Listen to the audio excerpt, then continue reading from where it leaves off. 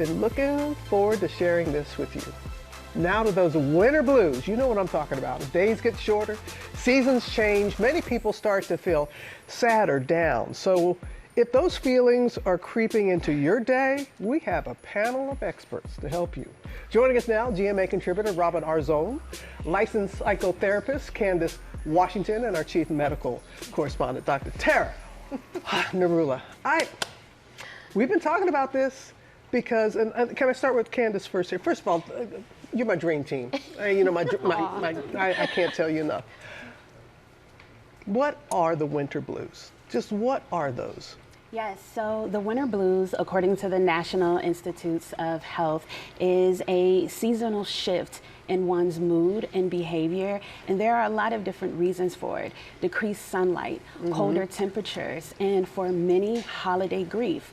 So people that are experiencing the winter blues, it usually starts in November and it can last all the way through January. And so what are some of the symptoms, and how do you know if you have this? Yes, some of the symptoms: avoidant behavior, not wanting to engage with family and friends during this season. You can experience excessive stress and worry, sadness, feeling lethargic as well, a sense of loss, right, when it comes to the holiday grief, as well as low motivation. Like, what can they do? There are a lot of different things that you can do during this time. A lot of people are hurting right now. This is supposed to be a joyous time of the year, but for many, it's met with sorrow. It's met with sadness because they're looking at that empty seat at the dinner table, those empty seats. So a lot of people are wrestling during this time. Planning ahead is one of the things that you can do. Allowing your family and friends to know that this is a tough season for me. So knowing that I'm going to need that support. Increased sunlight. Getting that vitamin D. When you wake up in the morning, open up those blinds and allow the sun to get in your space. And then another thing that I love is when it comes to the winter blues is really allowing yourself to set boundaries. I knew you were going there. That is one of my favorite. Allowing the power of your yes to be your yes, and understanding also the power of your no.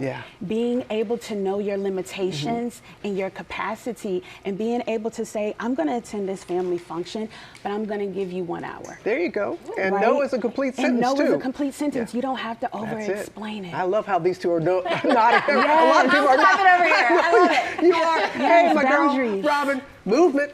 We talk about movement, and even the CDC says just a limited amount of moderate intensity exercise can reduce anxiety. But everybody's busy. Everybody's busy. So how do you slip that in? Habit stacking. Layer movement onto something that you already do, and embrace micro bursts, right? So we can get overwhelmed with the idea of scheduling 60 minutes during the busiest time of year, but we can layer on push-ups after doing dishes. You can do squats while the coffee is brewing. You could commit to walking for 5 minutes after school drop-off. And I particularly love a power minute. So after you've had a long car ride, you've been sitting in lots of meetings, set a timer for 60 seconds and see how many squats or lunges you can do in 60 seconds. And it kind of gamifies it, and also it actually blunts the glucose spike from some of the meals that we might be having this time of year. And I genuinely believe that movement is medicine, and if we embrace these micro movements, then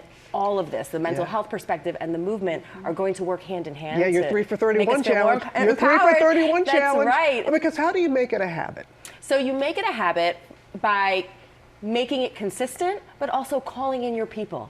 Make it fun, make it social. And the reason I host my 3 for 31 challenge every December, where we move for 30 minutes a day, is because it's a way to honor ourselves through consistent micro actions. And that's really what it is. It's making one small next step. And I've enjoyed being a part of that challenge because it kind of gets you set for the new year. Everybody always waits to the new, no, why don't you start right now on those little things like that? Okay, Dr. Narula, my girl right here. You want the energy, okay? But when you're feeling low, you go into the kitchen and grab some comfort food. You and that do. really plays havoc with your stamina, doesn't it? It can, and you just heard movement's medicine. Well, food is medicine too, and we forget about that. And so many of us in the winter, we crave those comfort foods, the mac and cheese, the pizza, the french fries. Sure. I'm guilty of it too. But a lot of those are ultra-processed foods. So they're high and loaded in calories. They're really low in sort of the good nutritional value that you want. And so they have additives, added sugar, saturated fat, and all of that can cause that blood sugar spike, that insulin spike, which can really actually exacerbate or lead to fatigue. And so there's research that shows that eating those ultra-processed foods, you can feel fatigued within 30 minutes, decrease alertness within an hour. It can increase anxiety and depression. And then one other thing a lot of people reach for in the holidays, alcohol and caffeine, which of course can mess with our sleep patterns, our ability to fall asleep, how long we stay asleep, the quality of our sleep, again, leading to sluggishness or So fatigue. what foods should we be reaching for? So you want to think whole foods, real food. So complex carbohydrates, lean proteins, so things like legumes, nuts, seeds, spinach, kale, sweet potatoes, berries, apples, tofu, Greek yogurt, all of that stuff that's, you know, That we sometimes know. that we don't always want, Right. but it definitely will make us feel better. And then staying hydrated. We forget about water, but definitely important to prioritize hydration. And some foods like watermelon and spinach actually have high water content. And you mentioned sleep.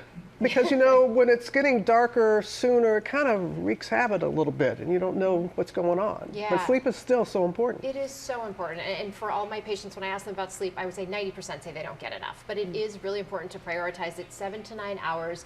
Have that good sleep hygiene. Try to go to bed at the same time, wake up at the same time every day. A cool, dark, quiet room. Yeah. We talk about devices, putting those away, avoiding alcohol, caffeine, and big meals about 30 minutes or more before bedtime. And exercise during the day can help you sleep at Yeah, night. that movement like that. Okay, quick question. A little lightning round here. I'm going to ask one question, and the first thing that comes to mind. If someone is struggling, what's one thing that would put them on a path to feeling better? Candace. Embracing duality. You don't have to live in an either or mindset. You can do both and. Feel what it is that you're feeling during the season. Acknowledge it. Feel and move. Feel and exercise. Feel and eat well. Feel and rest well.